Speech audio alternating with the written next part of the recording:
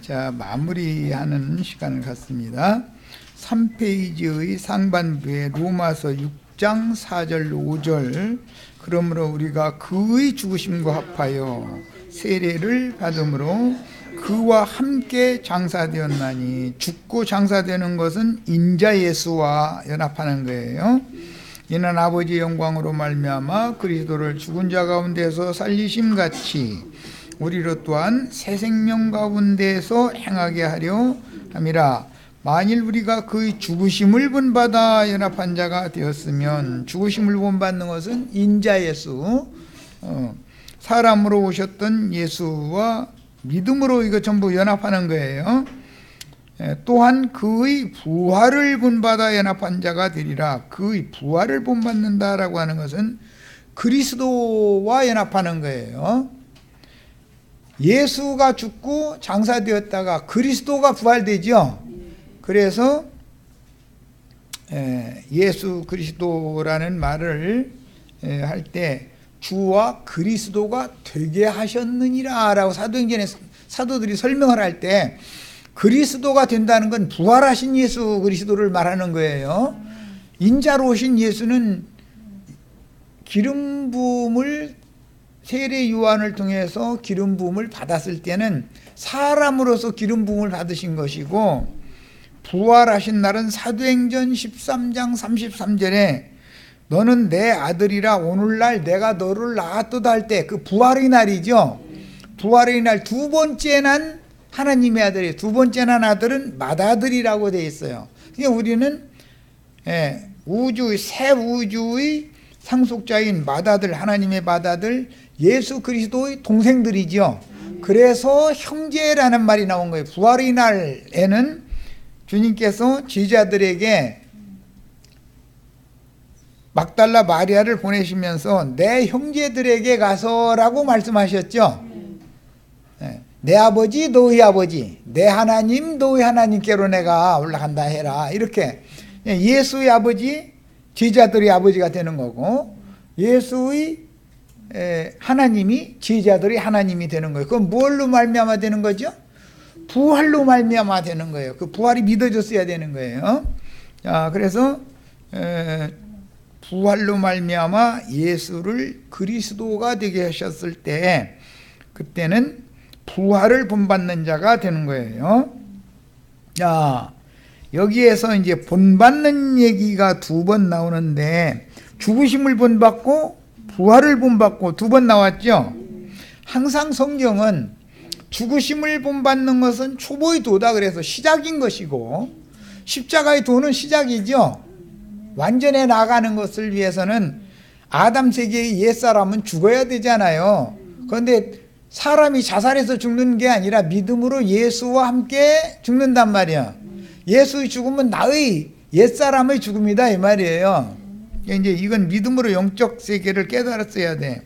그 다음에 부활 승천해서 하늘에 앉혀지려면 그리스도의 부활에 내가 연합을 해야죠.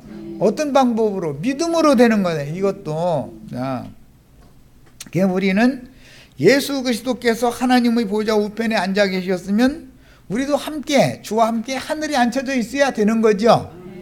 이제 그런 개념을 이해를 하시라고 얘기를 하는 거예요. 자, 그 다음에 히브리서 7장 14절로 16절. 이 앞에 나오는 설명은 내가 해놓은 것이고, 영원한 성령으로 말미암아 흠없는 자기를 하나님께 드린 멜기세덱과 같은 별다른 한 제사장이 일어난 것을 보니 더욱 분명하도다. 아론 반차와 멜기세덱 반차에 대해서 설명하는 게 히브리서 7장 이야기죠. 그런데 영원하신 성령으로 말미암아 흠없는 자기를 하나님께 드린 그 제사는 성령의 제사죠.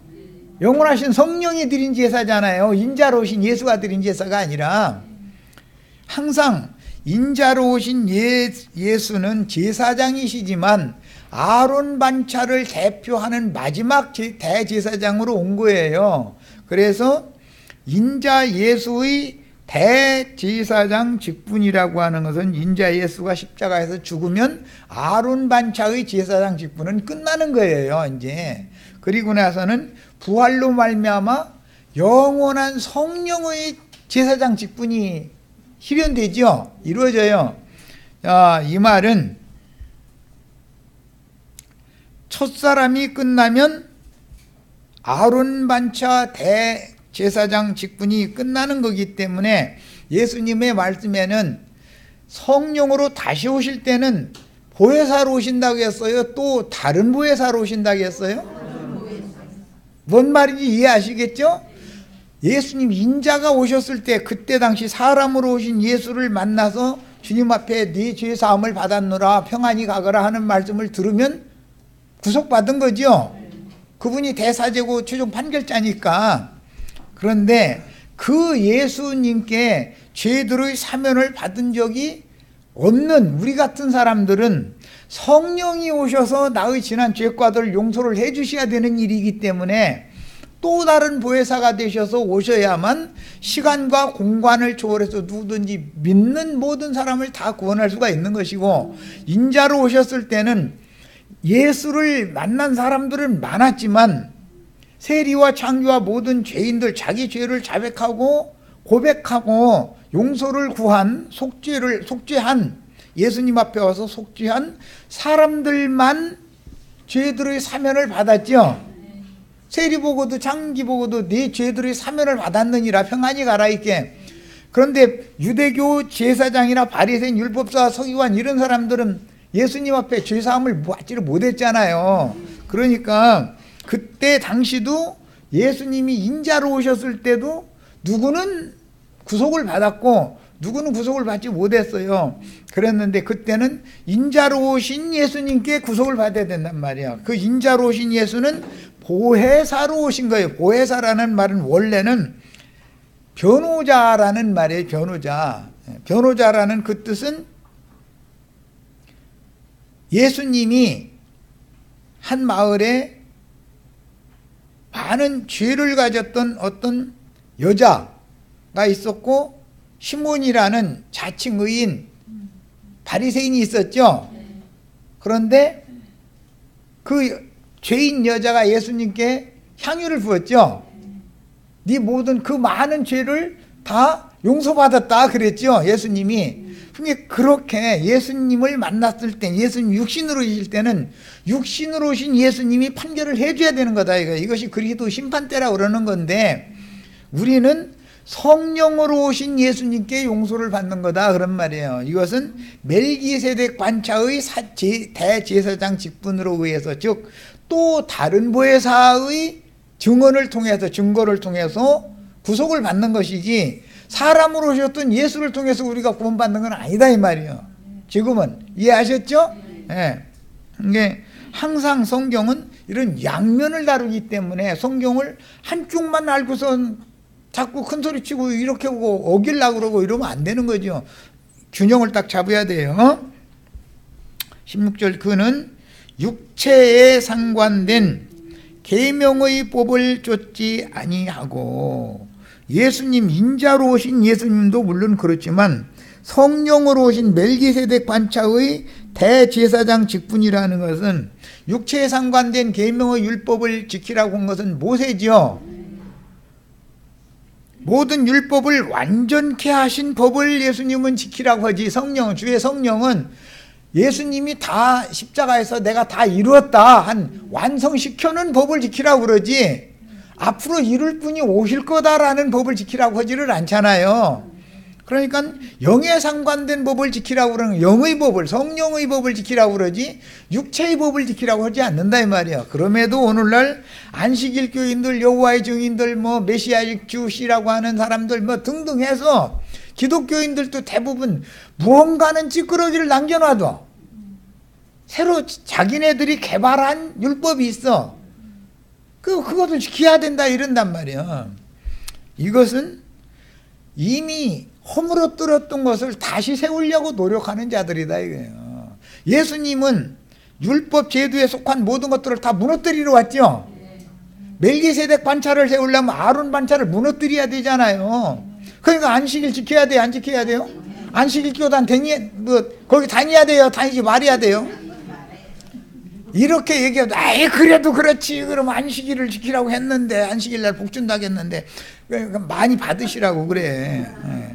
복 받고 싶으면 그 복 많이 받으시라고 그래. 우리는 하늘에 속한 신령한 복 주시는 하늘에 앉혀진 자들이 돼야지 땅바닥에 기어다니면서 하늘의 복을 무슨 재주로 받냐고 말이야. 하늘에 앉혀져야 하늘의 복을 받지. 이 얘기하려고 그러는 거예요 지금. 자, 그는 누구냐면 멜기세덱과 같은 별다른 제사장, 또 다른 보혜사, 성령으로 말미암는 대제사장이 되셨어요. 그는 육체에 상관된 계명의 법을 쫓지 않고 오직 무궁한 생명의 능력을 쫓아 된 것이니 그랬는데, 이번 번역에는 불멸의, 무궁한이라는 말을 불멸의라고 개정 번역했는데 아주 좋은 번역이에요. 잘 해놨어요. 무궁한이라는 말은 사실은 다시는 멸해짐이 없는 생명의 능력이다 이거예요. 자, 그러니까 생명은 세 가지가 있다고 그랬어요. 비오스의 생명이나 푸시케 생명이라는 것은 멸해지고 끝나는 때가 오죠. 그러나 무슨 생명만? 나는 그 부활이요 그 생명이다 하는 그 조의 생명만 다시는 멸망이 없는 무궁한 생명이다 이거예요. 자, 그 생명에는, 모든 생명에는 능력이 있죠. 산 것은 능력이 있죠. 산 것이 하는 것은, 능력은 뭐냐면은 양심의 기능을 통해서 내가 육의 생각을 따라서 뭘 함부로 육체대로 행하고 싶어도 제어받는 능력이 속에 있죠. 뭔가 붙잡아주는 것이 있죠. 조종해주고 조율해주고 함부로 행하지 못하게 하는 것이 있죠. 그것을 세상 교육의 신학 용어, 이제 이것은 우리 이현자 자매님은 배우셨겠지. 일반 은총이다 이렇게 말하죠. 신학교에서는 교리 적용할 때 일반 은총. 모든 사람은 일반 은총을 다 받아가지고 있죠.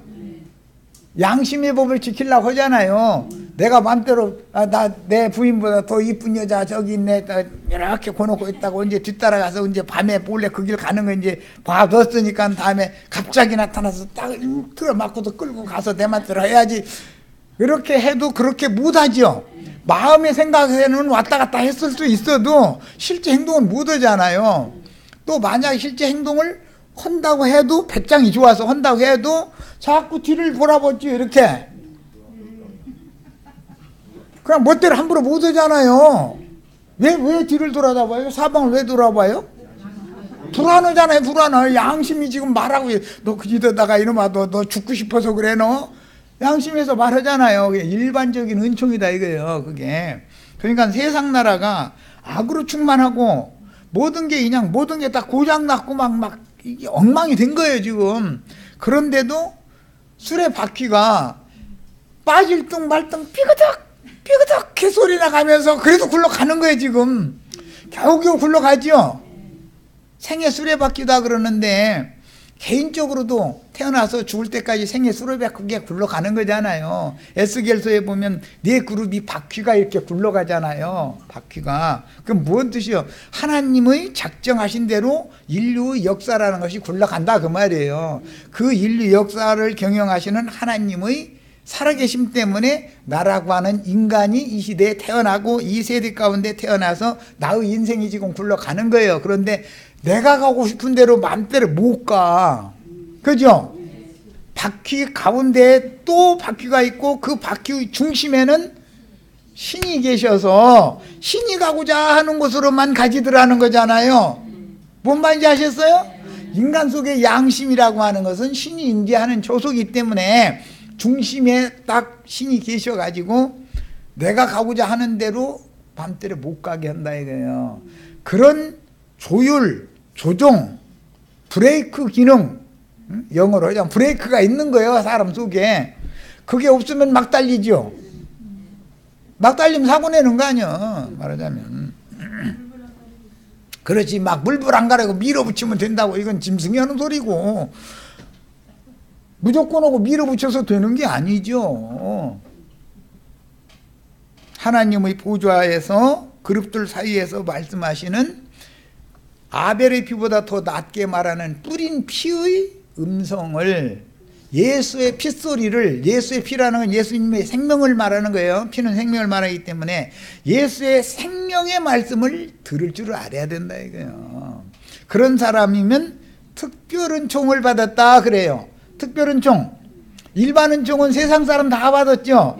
그런데 일반은총 받은 것만 가지고는 구원이 안 되더라는 거예요. 그러니까 특별한 은총이, 특별한 은혜가 더 필요한 거예요. 우리는 지금 특별은총을 받은 사람들이죠. 이걸 이해를 하시면 되겠어요. 참 한 가지 설명하는데 이렇게 어렵네. 내가 말재주가 부족해서 그래. 자, 12절로 갑니다. 내가 이미 얻었다 함도 아니요 무엇을? 그 부활, 그 생명을 온전히 얻은 게 아니다. 바울 사도가 이 생에 살아있는 동안은 온전히 이루었다 함도 아니라 오직 내가 그리스도 예수께 잡힌 바 된 그것을 잡으려고 쫓아가노라. 그리스도 예수께서 바울을 딱 붙잡아 주셨대요. 오늘 우리 형제 자매님들도 다 잡아 주셔야 되겠어요? 특별은총을 받으라 그 말이에요. 예수님께 잡혔죠? 그 말은 무슨 뜻이에요? 특별은총을 받았다 이거예요. 나는. 그러니까 내가 하고 싶은 대로 하도록 놔둬요. 안 된다고 그래요. 바퀴의 중심에 있는 신이 가자고 하는 곳으로만 가야죠. 그래서 주님이 가자고 하는 곳으로만 가야 되는데, 목사님들은 주님이 가자고 하시는 곳으로 가느냐면은 입으로는 십자가의 구원해가면서 눈물 막 찔찔 흘려가면서 예수님 십자가에 올라가서 못 박히실 때 손바닥 발바닥이 얼마나 아프셨느냐고, 옆구리를 창으로 찔림 받을 때 얼마나 아프셨느냐고 그랬는데 옆구리 찔림 받을 때는 아프지도 않았어요. 죽은 다음에 찔렀으니까 하는 소리요. 아니, 죽으면 아파요 안 아파요?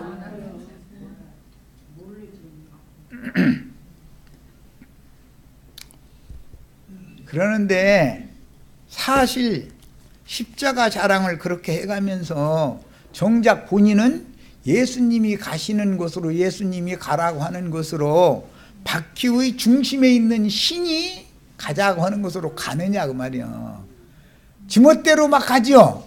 가가면서 그 사람들은 브레이크가 고장 나가지고 멋대로 굴러가 버려. 거기에 부딪히면 다 죽는 거야. 그 짓을 해가면서 성경에 나오는 이런 말씀 자체를 이해를 전혀 못한다 이거예요. 바퀴가 어디로 굴러가고 있는지, 이놈의 이 바퀴가 고장 나가지고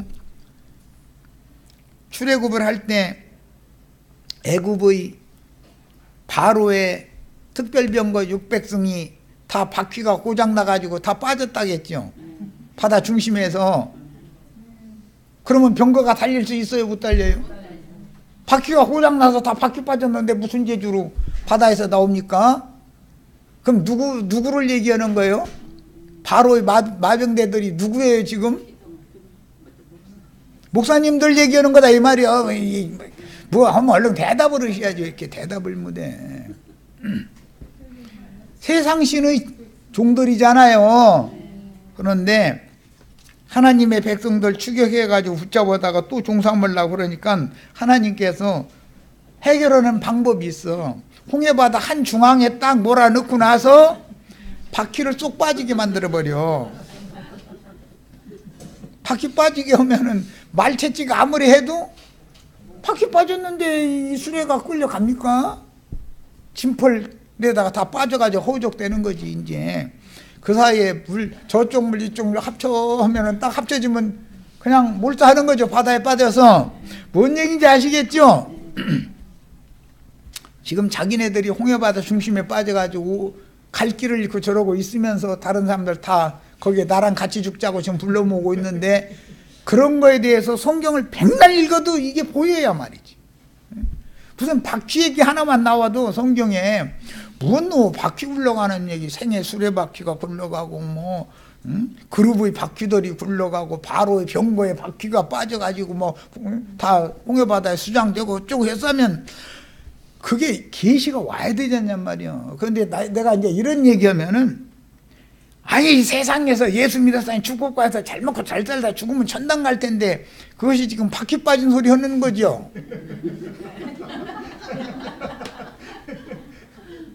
내가 수레잖아요. 수레라는 것은 세상 임금을 태우는 수레도 있고 예수님을 태우는 우리는 수레잖아요. 그래서 아가서에 보면 그 수레라고 했잖아. 술람미가 수레. 두 수레가 있는데 애굽의 바로 왕을 태우는 수레도 있고 메시아를 태우는 수레도 있어. 그러니까 메시아를 태우는 수레는 바퀴에다가 가끔 오셔서 기름칠을 잘해 주시기 때문에 바퀴가 고장이 안 나. 그런데 개펄 진펄 속으로 갖다 몰아 넣어놓고 처박혔는데 바퀴가 강제로 그냥 말만 후려쳤다니까 말은 뭘 말하는 거죠? 육체를 말하면 말은 육체요. 애굽은 세상 신이다 이랬어. 자, 그러면 육체만 닥달하면은 구원이 돼요? 바퀴가 지금 개펄 진펄에 빠져가지고서는 후려친다고 아프기만 하지 가지지를 않잖아요. 그런데 저 양쪽에서 물이 딱 몰려와가지고 숨통 끊어버리잖아요. 이해되셨어요? 모세라는 말은 그래서 많은 물에서 건짐을 받은 자라는 뜻이요. 우리도 다 지금 세상물, 세상의 영이 충만하는 데서 지금 건짐을 받았죠. 이스라엘 백성들은 나오잖아요. 이스라엘 백성들 먼저 건져내놓고 나서 나머지 쓰레기는 어떻게 해요? 수장시켜버리는 거예요. 이렇게 하는 거예요. 목사님들 정신 차리셔. 정말 정신 차려야 돼. 죽을라면 혼자 죽지 왜 많은 사람들까지 이끌어가지고서 같이 빠져 죽자고 그런 할 일을요. 죽을라면 혼자 죽어야지.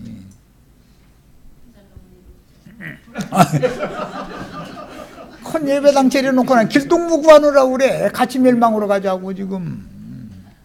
이래가지고야 뭐가 되겠어요. 자, 누가복음 14장 14절.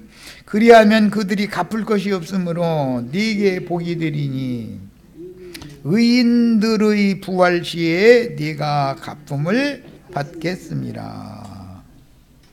사람을 초대해서 대접을 하려면 되갚음을 할 수 없는 가난한 사람 대접을 해라 이 말씀 한 다음에 이 말씀 한 거죠. 가난한 사람을 대접하면 고맙습니다 해서 얻어 먹고 나서 감사를 끝까지 하겠죠. 저기 세상에서는 의가 뭐예요? 엊그제 내가 샀으니까 너도 오늘 한번 사야 되잖아 이럴 거죠. 그런데 천국에서는 되갚을 수 없는 사람한테 음식을 공개해서 주라는 거잖아요. 예수님이 세상에 오셔서 우리한테 영생하는 떡을 공개해서 주신 것은 우리가 예수님 앞에 우리 영생하는 생명양식 얻어 먹었으니까 나도 함께 살게요. 그러면 그렇게 할 수 있어요? 없어요? 그래서 우리는 구원을 받을 수 있지만 나는 부유하여 부족한 것이 없는 사람이기 때문에 나는 누구한테 빚 지고는 못 살아 이런 사람이면 그런 사람한테는 공개도 하지 말라고 그랬어. 그러니까 목사님한테는 말씀 주라는 거 주지 말라는 거예요. 사람들 말씀 받으면은 말씀 가지고 창사해 먹죠. 주지 말아야 돼요. 그래서 그게 하나님이 하시는 일이에요. 이런 게.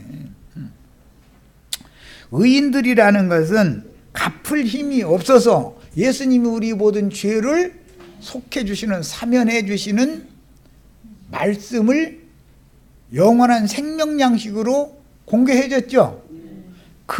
그런데 우리는 내 스스로는 내가 얻어먹은 걸 갚을 힘이 없어. 그런 사람들을 의인이라고 했다. 이게 성경에서는. 내가 갚을 수 있으면 세상에서는 그게 의인이죠.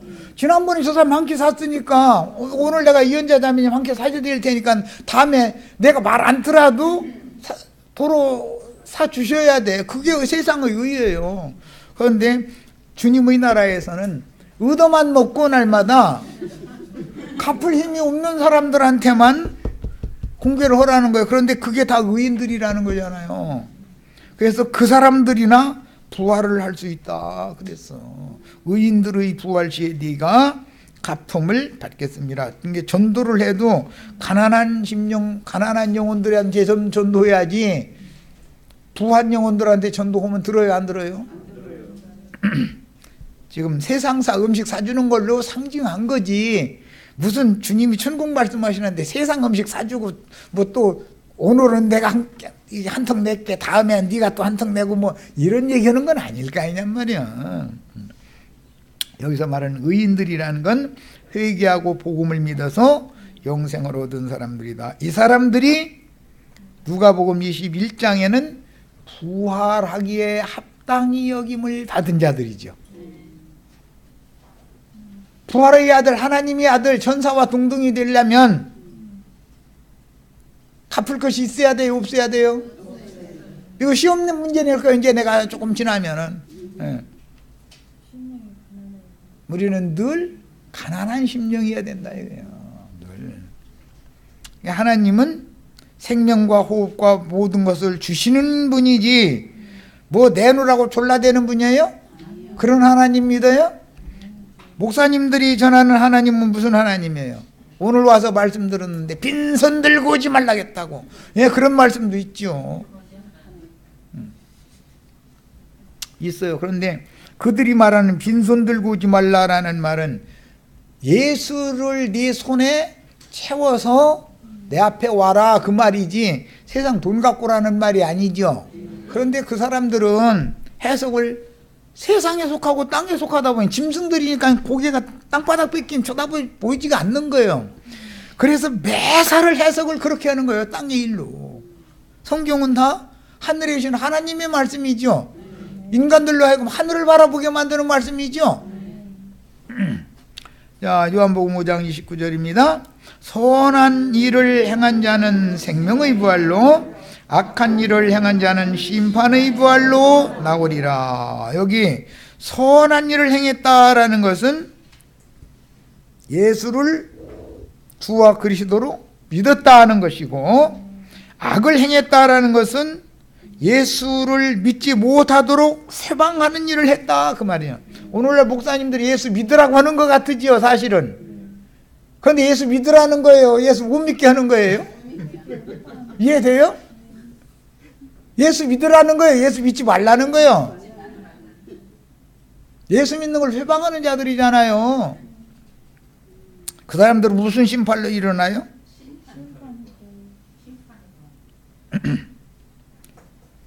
그런데 이 사람들, 목사님들의 생각은 자신들이 심판의 부활에 참여할 거라는 건 꿈에도 생각을 않고,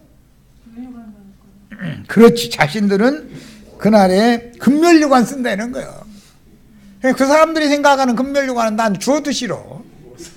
영원토록 금덩어리 머리다 쓰고 있으면 고기 아파서 난 아이고 난 그런 건 소용없어. 영원토록 금덩어리 무거운 금덩어리 쓰고 있으면 괴롭당하는 거죠.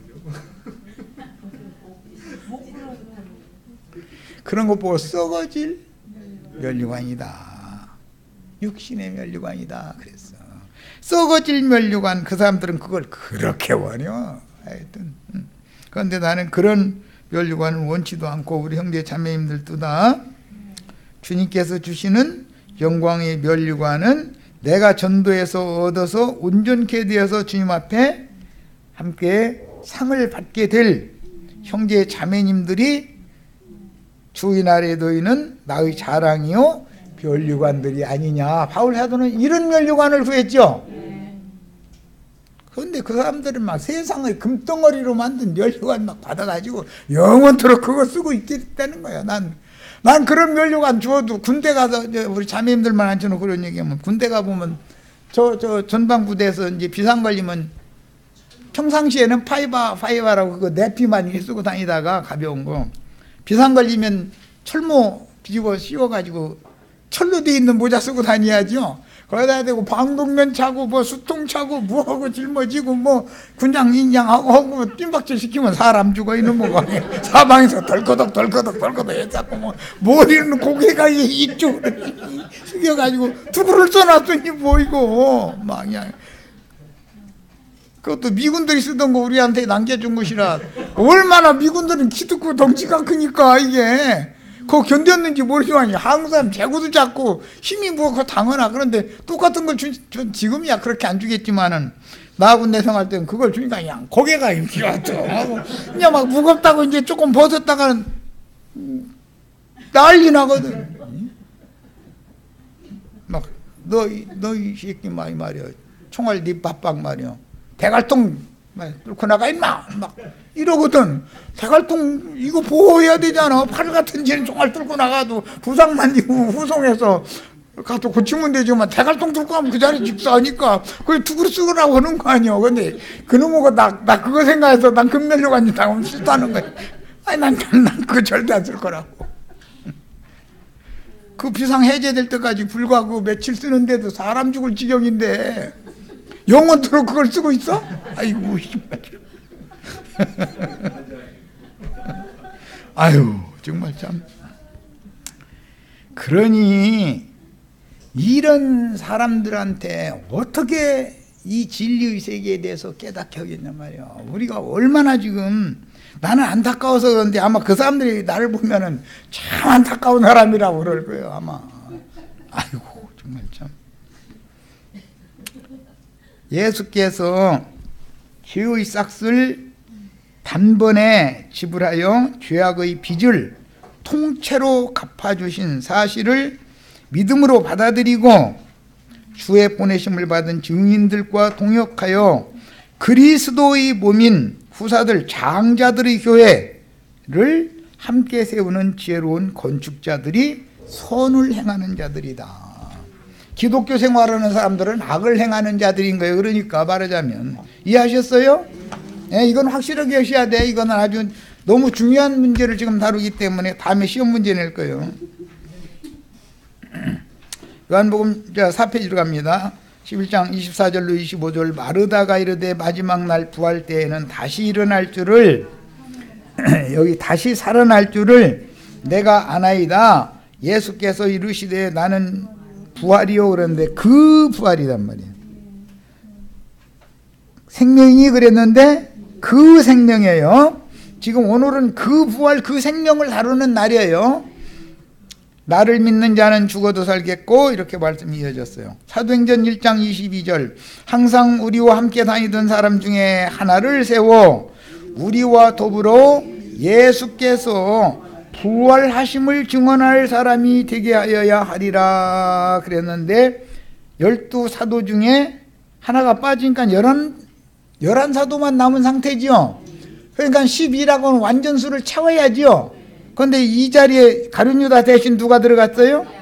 마띠아가 들어갔어요. 이 마띠아는 인자 예수가 세운 사도가 아니고 성령이 세웠죠. 자, 사도행전 이후에는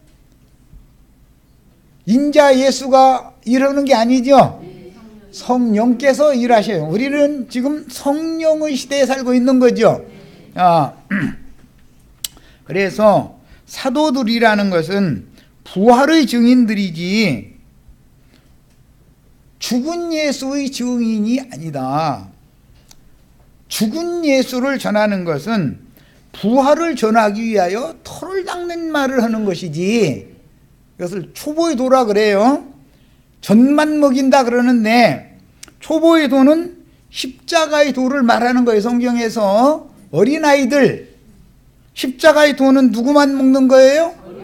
어린아이들, 아직 젖 떨어지기 전에 젖먹이들만 먹는 음식이에요. 십자가의 도예요. 그것은 모두 죽음에 대해서 가르치는 거예요. 죽어야 된다. 그런데 실제로 육의 몸이 죽은 게 아니죠. 우리 멀쩡히 살았죠. 그런데 우린 복음 믿었죠. 그럼 난 죽었어요, 살았어요?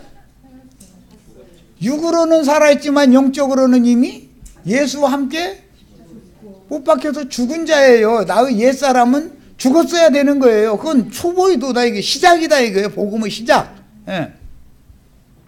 그 다음 단계는 장사되는 거죠.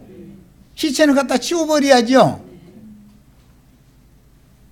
장사를 되어도 흙무덤에 장사되면 심판의 부활로 일어날 수밖에 없지만 바위에 판 돌무덤, 새 무덤에 아무도 장사한 일이 없는 바위 무덤에 장사되어져야, 죄 성령은 바위죠. 반석이 누구예요? 예수 그리스도를 말하는 거예요. 예수의 심령 안에 장사된 사람이나 거기서나 부활한다. 왜? 예수가 부활이니까. 다른 데서는 부활할 수 없어요. 자, 그러니까 장사라는 것은 중간 과정이다 이거. 이제 십자가는 어린아이들, 갓난아이들한테 주는 말씀인 거고, 십자가에 또 기독교는 지금 계속 십자가에 또 잘 전하죠. 그런데 그들한테 장사 얘기하면 알아들어요, 못 알아들어요? 함께 죽었으면 장사도 돼야 되는데 장사 얘기는 안 해요, 사람들은. 그래가면서 부활절 장사 빼놓고 부활해버려. 부활절. 십자가에서 부활이 돼요, 안 돼요? 십자가에서는 죽는 거죠. 그런데 예배당에 가면 십자가에도 전한다고 전해놓고 나서 인생사에서 삶의 고난이 와서 하나님이 짊어져 주신 십자가를 나한테 하나님이 보내시면 기도원으로 쫓아보내죠. 십자가에 올라갔다고 죽으라는 거예요? 도로 살아나라는 거예요? 십자가에 올라갔다고 도로 내려오라 그 말이죠. 자, 그렇게 전하니 실제로 죽은 사람이 있어요, 없어요? 자세히 들으셔야 돼. 이제 목사님 초대해가지고 이런 어려움도 있고 이런 문제도 있고 이런 문제도 있어. 그러면 늑달같이 쫓아오죠. 그런데 헌금을 잘 안 내는 집사님이 전화하면 잘 안 와요. 중구 할 일이 많고, 요즘 좀 내가 바쁜데 집사님 혼자 좀 기도원에 좀 올라가시는 게 낫지 않을까 이렇게 해요. 그런데 돈푼이라도 잘 내는 권사님이나 집사님이 전화를 오면은 여러 사람, 적어도 5사람 동행해가지고 늑달같이 쫓아오죠. 와가지고서 막 이제 기도하는 거예요. 막 머리 꾹꾹 눌러가면서 이제 막 이 집에 애군 다 떠나가게 해주시고 축복으로 막 그냥 막 넘치고 눌러서 흔들어서 막 채워주시고 막 해가면서 이제 하면은 좀 그렇게 될 것 같으죠? 그러고 가면 목이 더 말라요? 전보다 더 하죠? 목사님 왔다 가기 전보다 더 하잖아요. 상황이 바꿔지는 건 없잖아, 실제로. 괜히. 그래서 또 오라고 그래. 그러면 2번째까지는 잘 와요. 3번째 아직도 해결이 안 됐다고 또 오라고 그러면은 아무래도 안 되겠어. 집사님, 기도원에 올라가셔야 될 것 같다. 꼭 최후로는 어디로 쫓아보내요? 기도원으로 쫓아보내요. 가서 문제 해결을 위해서 붙들고 막 나무뿌리 몇 개 뽑고 오라 막 이러는 거예요. 그러면 아니, 나무를 심어야지 뽑으면 되겠어요? 이 짓을 딱 보고 앉았어. 그러면 나무 뿌리를 예를 들어서 컷나무는 뽑도 얻을 거니까 맨마든 도토리나무 얄마른 거 진달래나무 그거 뽑으려고 하면 사람이 힘으로 뽑아줘요. 그게? 나 뽑으려고 애써봤는데 안 뽑아지더라고. 나도 삼각산도 가보고 오살리도 가보고 나 다 한 사람이요. 그러니까 나 아는 사람이요. 아무리 흔들어 뽑으려고 해도 안 뽑히더라고 이게. 그러니까 나 그 소용없는 소리인 거죠. 그런데 막 나무 뿌리 뽑고 왔다는 거야. 그래서 어떻게 뽑나 해가지고. 그 말은 자기 고민 털어놓고 왔다 이제 그 말을 그렇게 아마 하는 것 같은데, 기도원에 가서 응답 받았다고 해가지고 자기 가정의 문제 인생사의 문제를 해결받고 왔다 그러지만, 그것은 십자가에서 죽은 것이 아니라 못 박으려고 이렇게 슬쩍 망치질 한번 이렇게 하려고 하니까는 나 죽는다고, 나 내려놔 달라고. 왼편 강도는 너도 내려가고 나도 내려놔 달라 이러죠. 그러니까 다 왼편 강도 만들어 놓고 앉았죠. 그죠? 오른편 강도 예수님처럼 함께 그날 죽어야 되잖아요. 그래야 네가 오늘 나와 함께 낙원에 있으리라. 응답이 그렇게 받아야지. 도로 내려와서 막 달려다녀? 그럼 어쩌자는 건데.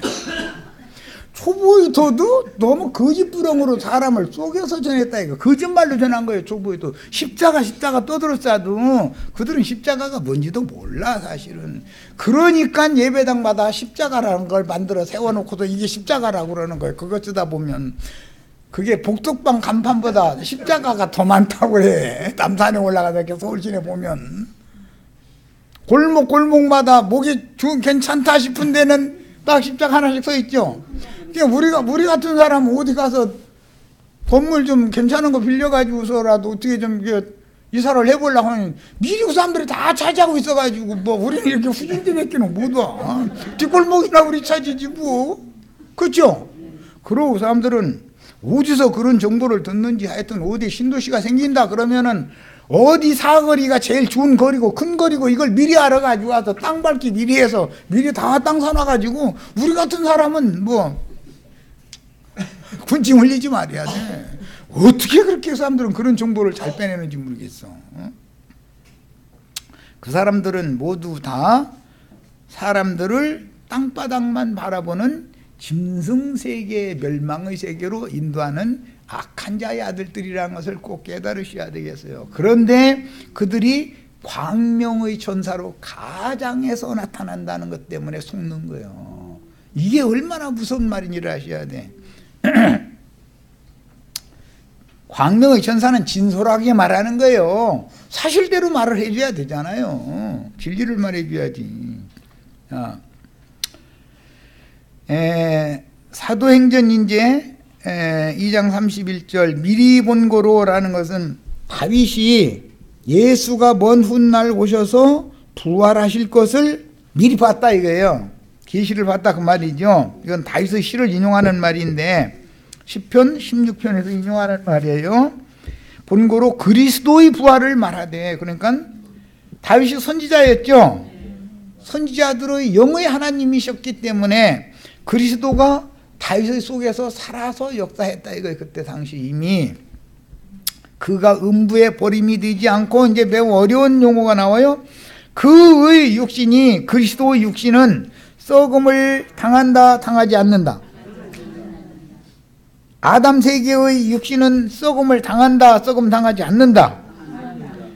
자, 나사로도 썩었죠. 죽은 지가 나흘 돼서 썩은 냄새가 난다고 했잖아요. 그런데 예수는 썩은 냄새 나요 안 나요? 예수는 안 나요. 그래서 사람들이 그리스도의 향기를 내뿜는다고 해서 왔는데, 그리스도의 향기를 어떻게 내뿜는지는 지금 잘 생각해 봐야 돼. 인자 예수는 영혼 몸 전체가 부활을 했다. 이거 뭐 전인격적인 구원이다. 이제 신학적인 용어예요. 전인격적인 구원이다 그러는데, 죄 있는 육신의 모양으로 보내심을 받았지만 그분에게 죄가 있었어요 없었어요? 영의 죄가 있었어요? 없었어요. 혼에는 죄가 있었어요? 없었어요. 그분의 몸에 죄가 있었어요? 없었어요. 영혼 몸 전체가 다 그분은 죄와 상관없고 죄를 알지도 못하시는 가장 완전한 분이었었어요. 자, 그래서 예수를 육체로 오셨다라고 직설적으로 표현하지 않고 로마서에 보면, 로마서 8장에 보면 죄 있는 육신의 모양으로 보내셨다. 그래서 그에게 죄로 정하셔서 고린도후서 5장에 나온 말이에요. 그를 죄가 되게 하사 세상의 모든 죄를 그에게 담당시키셨다 그랬어요. 영혼 몸 전체가 구원, 예수님은 죄와 상관없는 분이었어요. 우리는 영혼 몸 전체가 죄덩어리였죠. 네, 이런 차이를 하셔야 돼. 그러니까 이만희가 메시아라고 하면 맞아요 안 맞아요? 죄덩어리로 와가지고 죄 짊어지고 사는 인간이 지가 메시아라고 하면 말도 안 되는 소리죠. 그런데 세상 교회 목사님들은 이만희한테 가지 말라고만 하지 왜 가면 안 되는가를 진실을 가르쳐 줄 만한 실력이 있어야지. 뭐 알이야 말이지. 이만희만 묻은데 어떻게 할 거야? 이만희가 하는 말이 훨씬 더 목사님이 하는 말보다 진리에 가까운 말 한다 싶으니까 거기에 몰릴 거 아니겠어.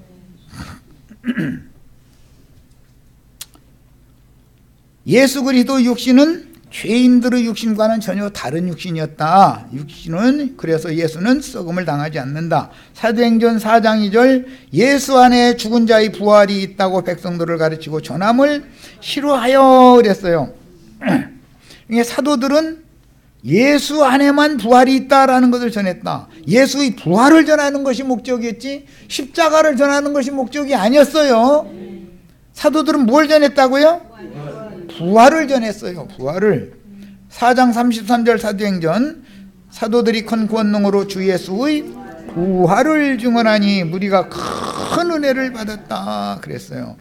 자, 그 다음에 10장 41절 모든 백성에게 하신 것이 아니요 오직 미리 택하신 증인. 하나님이 미리 택하신 증인은 누구죠? 예수님이에요. 예. 곧 죽은 자 가운데서 부활하신 후 그를 모시고 음식을 먹은 우리에게 하신 것이다 그랬어요. 예수님 부활하신 다음에 모시고 음식을 먹은 건 누가복음 24장에 나오죠. 요한복음 21장에 또 나와요. 누가복음 24장에 보면 나는 유령이 아니고 나는 신령한 부활의 몸을 입고 있다라는 걸 제자들이 인식을 시키려고 나는 살과 뼈가 있느니라. 그리고 누구 보고?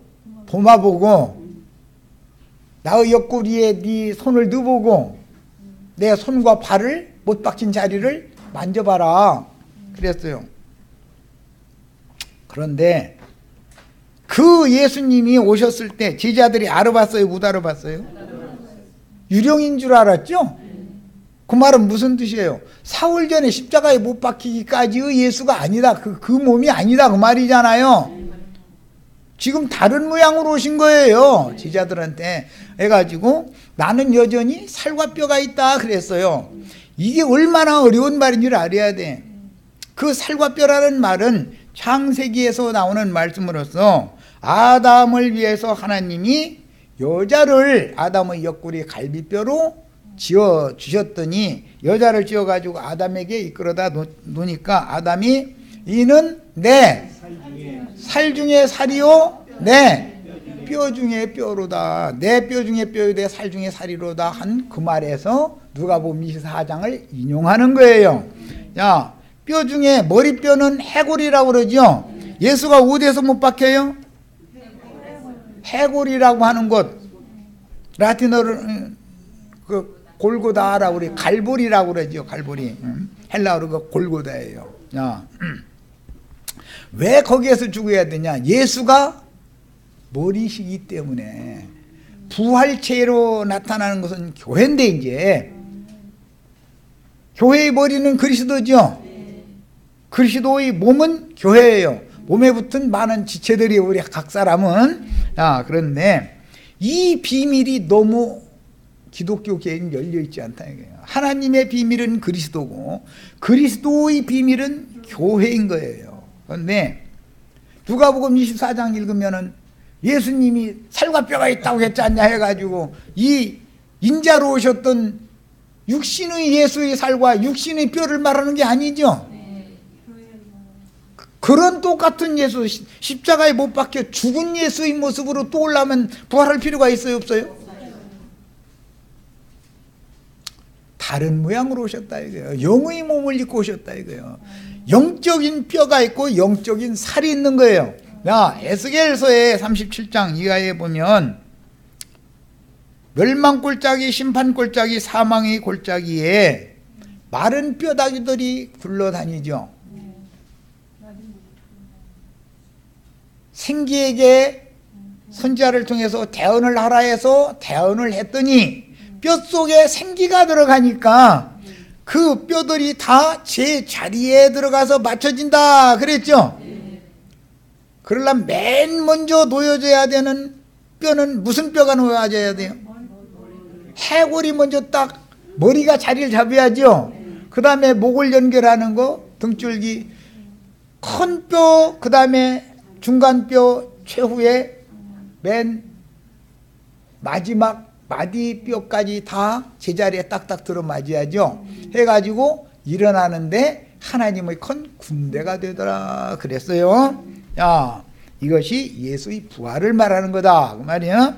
자, 이 말은 주님의 몸된 교회라고 하는 것은 인자 예수의 구속의 터 위에 세워지는 것으로서 연락하고 상합하여 그리스도의 몸을 세우는 거예요. 그런데 골로새서나 에베소서에 보면 마디로 공급을 받아서 연락하고 상합하여 마디라고만, 우리 번역에는 마디라고만 해놨는데 원은 뼘마디 나와요. 뼘마디. 해골이신 그리스도에게 굵은 뼈가 먼저 가서 딱 제자리를 잡는 거예요.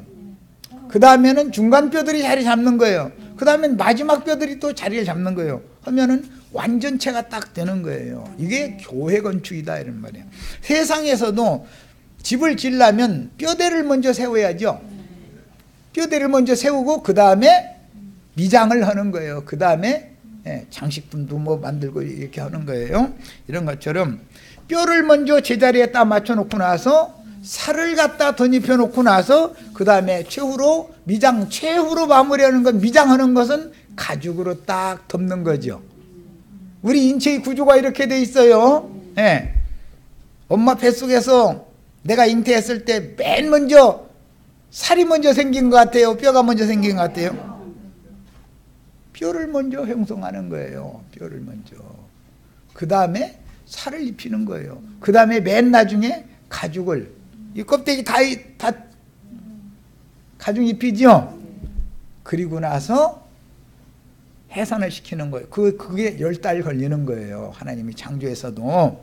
자, 이런 것처럼 주님의 교회라고 하는 것은 부활의 날 제자들에게 찾아오셔서 보여주셨던 뼈와 살이, 뼈는 남편, 살은 아내를 말해요. 셈족의 언어에서 오는 말이에요. 이것은 셈어는, 셈족들은 남편 가문은 뼈대의 가문이다 이거예요. 그래서 사돈을 삼으려면 딸 자식을 줄 때 뼈대 있는 집안에 주려고 그래요. 뼈대도 없는, 이게 뭐라고, 근본 없는 집안에 내 딸 주려고 해요? 뼈대 있는 집안에 주는 거죠. 이게 셈족의 언어인 거예요. 뼈대라는 것은 남편 가문을 말하는 거예요. 항상. 살이라는 것은 아내인 거예요. 그래서 여자는 좀 부드럽고 남자는 뻣뻣하죠. 이제 육신적으로도 보면. 자, 그런데 뼈와 살이 합하여 한 몸을 이루는 거예요. 그래서 아담의 갈비뼈가 하와의 재료였었던 거예요. 뼈대가 먼저 있어야 돼요. 그런데 거기에다가 하나님이 흙을 침뱉어 가지고 던지셔서 적당하게 해서 딱딱 덕지덕지 발려 가지고 살 바른 거죠 이제. 그러고 나서 맨 나중에 가죽을 딱 덮여서 입혀 놓은 거예요. 그런데 자매님들한테는 좀 죄송하지만 이 살 피부 고화질하고 수술 받고 날마다 그거 해야 돼요? 하지 말아야 돼요? 이거 좀 하고 싶으면 하세요. 하시지만 어차피 쭈글쭈글해지죠. 수술 받아도 쭈글쭈글해져요. 어차피. 왜냐하면 새로운 그 세포가 형성이 덜 되고 죽는 세포가 더 많아지니까 쭈글쭈글해질 수밖에 없는 거예요. 이게 생명의 원리인 건데 막 주름살 피느라고 사방에다 뭐라고 한데 막 주사 막 질러 대가지고 사방에 막 이렇게 해서 이렇게 만들어 놓거나 보톡도 맞아. 나중엔 부작용이 더 많아지죠. 그렇지 않겠어요? 자연스러운 게 아닌 것은 뭐든지 이물적인 것을 하면 그건 생명이 아니잖아요. 뭐 별 얘기다 하네. 거기다 대고 또 분칠 막 너덕칠을 막 해버려, 분칠을. 그러니까 흙에다가 분가루 발라봐봤자 여전히 흙이지. 비 오면 흙에다가 분가루 뿌려놔봐도 그게 해칠한 무덤이다. 이제 예수님은 비유를 이렇게 했는데, 무덤에다가 흰색 해를 뒤에 쳐가지고서 하얗게 만들었다는 거예요. 밤에도 사람, 왜냐하면 무덤을 만지면 접촉하면 부정에 타는 것이 유대인들이 율법이었기 때문에 그거 밤에도 봐서 그 무덤을 비껴가라 하는 뜻으로 이제 그렇게 한 거예요. 그런데 사람들이 얼굴이 다 바르면 화장한다고 그러면은 흰색 분칠이에요, 빨간색 뭐 검정색 칠이에요. 흰색을 주로 칠하죠. 이제 물긋불긋하게 하는 건 이쁘게 하려고 하는 거고, 그거는 이제 살아있는 살색을 내려고 뭐 이제 이렇게 하는 거고, 그러니까 다 좋은데, 이제 이런 건 이치를 하려고 하는 말이야. 좋은데, 하나님이 보시기에는 죽은 송장에다가 회를 칠하고 있는 거다, 이거예요. 하나님, 분가루 암만 발라도 회 칠해 놔봤자 비 오면 그 다음에 가서 또 칠해야 돼, 그놈하고. 쌤족들은 그놈하고 무덤에다가 비 오면 가서 다 쉽게 내려갔으니까 해 또 가서 칠해야 되는 거예요. 여자 화장 덕지덕지 분발려 놓고 나서 뭔가 때문에 눈물 흘려 놓으면 싹 지우고서 새로 칠해야죠. 비 오면 새로 칠해야 되는 거예요. 할 수 없이 물 묻으면 흘러내리면은 자꾸 자국 나잖아요. 자, 이런 것이 이제 이건 비유를 드느라고 그런 거예요. 이거는 뭐냐, 흙사람을 아무리 단장을 해봤자 그게 영원한 아름다움이 되겠는가, 그 말이에요. 구속하신 속사람에다가 분칠을 해도 속사람을 분칠을 해야지, 껍데기를 분칠을 해도 비 맞으면 다시 칠해야 된다니까. 분 오늘 칠했으니까 한 달 내 안 칠해도 하얗게 남아있는 사람 손 들어봐. 그런 기술이 있는 사람. 그게 없지, 안 되는 거죠. 그거는 지우고 다시 해야 되는 것이고, 또 외출하려면 또 해야 되는 것이고. 자, 이런 이치를 한번 생각해 봐라. 그러니까 사람이 수고로 외모를 단장을 하는 것은 헛수고만 하는 것이지, 그것은 영원한 그리스도의 배필이 될 수 있는 뼈 중에 뼈, 살 중의 살이 되는 방법은 아니다라는 거 설명을 하라고 이런저런 얘기한 거예요. 우리는 영원한 그리스도의 배필이 되기 위해서 뼈이신 해골이신 예수님께 달라붙은 굵은 뼈들, 사도들, 선지자들, 그 다음에 복음 전하는 자들, 목자와 교사들, 다 중간뼈, 가는뼈 다 있죠. 이 뼈들을 통해서 공급을 받음으로 연락하고 상합하여 그리스도의 몸을 세우느니라 그랬어요. 이 말을 이해를 시키려고 내가 지금 얘기한 거예요. 나도한 형제는 그래도 형제 자매님들에 비하면 중간뼈까지는 못 되도록 중간 다음 뼈는 이렇게 되니까 형제 자매들 모아서 이렇게 가르치는 거 아니에요. 이런 것이 건축의 원리다. 교회라고 하는 것은 그래서 질서가 있는 건데, 하나님은 질서의 하나님이기 때문에 교회의 질서는 인위적으로 장로해 먹어라, 집사해 먹어라, 목사해 먹어라 이렇게 해서 인위적으로 이렇게 세우는 것이 아니고, 하나님께서 해골이신 그리스도께 연락하고 상합해서 먼저 결탁되어진 사도들, 선지자들, 그 다음에 목자와 교사들, 굵은 뼈로부터 시작해서 작은 뼈들 다 보내서 그들을 통해서 말씀을 공급해서 건축을 하는 것이다 말이에요. 말씀을 공급해서 말씀을 계속 공급받는 것은 살을 붙이는 것이고, 최후로는 미장하는 것이죠. 최후로 자, 이제 페인트 칠하는 거죠, 말하자면. 자, 이제 이렇게 하는데, 출애굽을 할 때 요셉의 해골 뼈를 메고 나오죠. 그냥 나오는 게 아니에요. 요셉의 해골을 메고 나온 것은 부활하신 예수 그리스도를 머리가 되신, 교회의 머리가 되신 예수 그리스도를 모시고 나온다는 것을 상징하는 거예요. 출애굽을 해서 광야 40년 동안을 계속 이동을 하는데, 이동할 때마다 모세는 제일 먼저 뭘 관심 가져야 돼요? 해골을 먼저 챙겨야 돼요. 요셉의 해골을. 왜? 약속의 땅 요셉의 후손들에게 갑절의 복을 주셔서 2배의 분깃을 줬죠. 그래서 세겜 땅 에브라임과 므낫세에게 기업으로 준 2기업의 땅에 그중에 찾아했는데 장자가 된 에브라임 경내의 산지에 요셉의 해골을 장사시키면 가나안 땅 정복 전쟁이 거기서 일단락되죠. 이런 이치를 잘 생각을 해보셔요. 예수 그리스도의 부활하신 해골을 우리가 교회 생활을 하고 이 땅에 말씀을 듣는 동안은 이동하는 중이기 때문에 광야에 있으니까 아직 우리가 예수의 영을 성령을 모시고 다니는 사람들이 교회다 그런 말이에요. 이해하셨어요? 그래서 그리스도는 머리가 되시고 교회는 그의 몸이 된다는 거예요.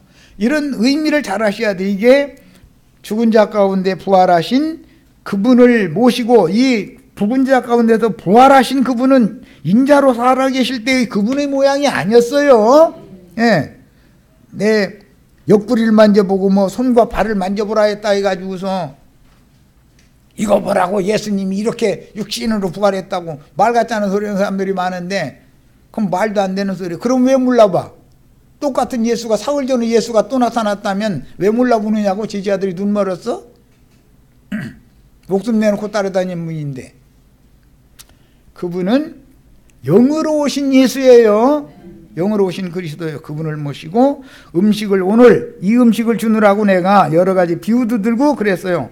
이것은 주님과 함께 나누는 음식이기 때문에 하늘에 속한 신령한 양식이고 새 음식이지 육신이 먹던 음식이 아니다. 그래서 육신에 속한 아론 반차의 사제 직분을 행한 사람들은 짐승 잡아서 땅의 곡물로 땅의 과실과 포도주로 제물로 여호와 하나님께 바쳤지만 이제부터는 멜기세덱 반차의 제사장 제도가 실현이 되기 때문에 구속을 이루시고 살려주는 영, 그 영, 생명의 성령, 성결의 영으로 오신 그리스도를 모시고 이제는 신령한 양식을 공급하는 사도들이 하나님께 드리는 음식을 예수 그리스도의 성령께서 받아 잡수시는 새 시대가 왔다 그런 말이에요. 자, 예수님이 제자들 보고 너희 중에 무슨 먹을 것이 있느냐고 물어봤죠. 예수님이 지금 배고파서 그런 거예요? 사흘 동안 굶어서? 육신의 배가 고픈 것이 아니라 예수님은 영적으로 배가 고프시죠. 사마리아 여자를 예수님이 잡수셨죠. 하나님이 받으시는 제물은 사람이지 짐승이나 곡물이 아니죠. 그래서 제자들이 주님께 바친 그 식물이라고 하는 것은 우리 번역에는 숯불에 구운 생선 한 토막만 기록이 됐는데 원은 석청 한 조각과 원문대로 난 직역하는 거예요. 석청 한 조각이라는 게 석청이라는 게 뭔지 아시죠? 요한이 석청만 먹었고 메뚜기만 먹었죠. 그 석청 한 조각과 숯불에 구운 생선 한 토막을 드렸더니 예수님이 받아서 잡수셨다 그랬어요. 오늘 우리 형제 자매님들이 내가 지금 하는 말을 다 알아들었고 이해가 되면 내가 하나님이 응당 받으시는 제물을 잘 바친 제사를 잘 한 제사장이 된 거고, 나 형제가 뭔 얘기하는지 난 도무지 헷갈려서 못 알아듣겠다 그럼 난 헛제사 한 거예요. 하나님 받지 않은 제사 하는 거예요. 실제 하나님이 제사를 받는다라는 것은 말씀을 증거하는 종이 진설 배설하는 떡상에 음식상에 올려놓은 음식을 형제 자매님들이 맛있게 먹었다는 뜻이기 때문에 형제 자매님들이 영으로 깨닫고 마음에 이것이 확실하게 믿어졌으면 나는 오늘 주님께 석청 한 조각과 단꿀이라는 건 말씀을 말하는 거예요. 여호와의 말씀은 꿀송이 같다고 그러죠. 꿀, 석청이단 말이에요. 예. 많은 고난으로 말미암아 온전케 되신 예수, 세상에 사는 동안 물고기인데 잡혀가지고 화덕 숯불에다 올려놔져가지고 바싹 구워졌어요. 나도한 형제는 이런 거 솔직히 경험이 있어요. 형제 자매님들보다는 불 많이 통과해봐서 알아요. 이제 이건 이제 다음에 이제 잘못하면 내 자랑이 되니까. 우리 형제 자매님들 나처럼 이렇게 인생 살으라 그러면 아마 다 자살했을 거예요. 몰라도. 견뎌나 널부더죠. 그런데 어쨌든 말씀을 전하는 사람 자신이 꿀송이가 되어야 되고 똑덩이가 자신이 돼야 된다 이 말이에요. 예수님이 떡이 되어 오셨죠. 사도들이 똑덩이가 되는 거예요.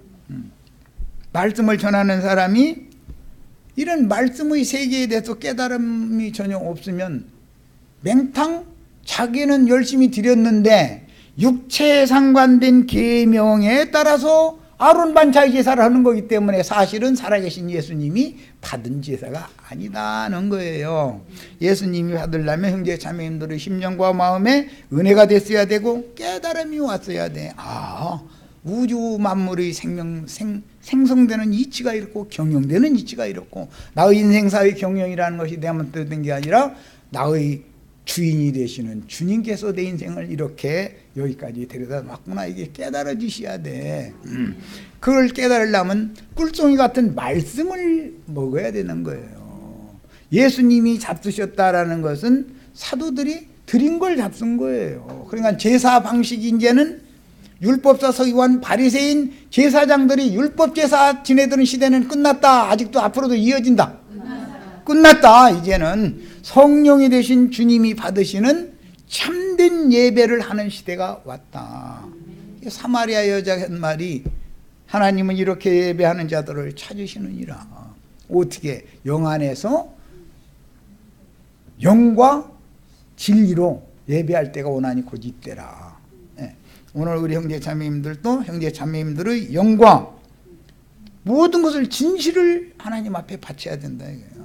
이런 것을 드리는 제사장들이 다 드셔야 되겠고 주님과 함께 맛있는 음식을 같이 먹어야 돼요.